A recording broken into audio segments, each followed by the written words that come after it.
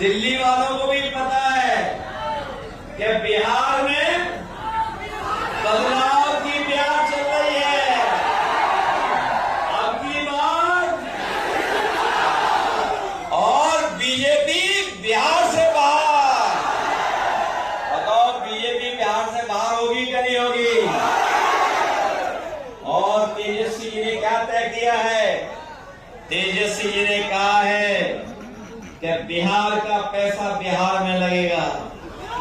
बिहार का पैसा बंडलों में बंडलवाज नहीं ले जा पाएंगे।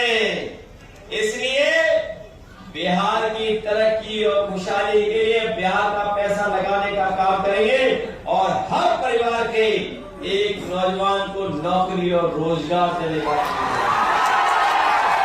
इस बिहार के चुनाव का भी संदेश न केवल आपके बिहार के लिए है, बल्कि यहां का संदेश पूरे देश में जाने वाला है। इसी बिहार की धरती ने बड़े बड़े संकटों से बचाया है।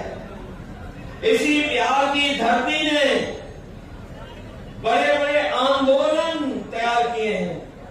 और जब कभी भी देश और समाज के सामने कोई संकट आया तो इसी बिहार की धरती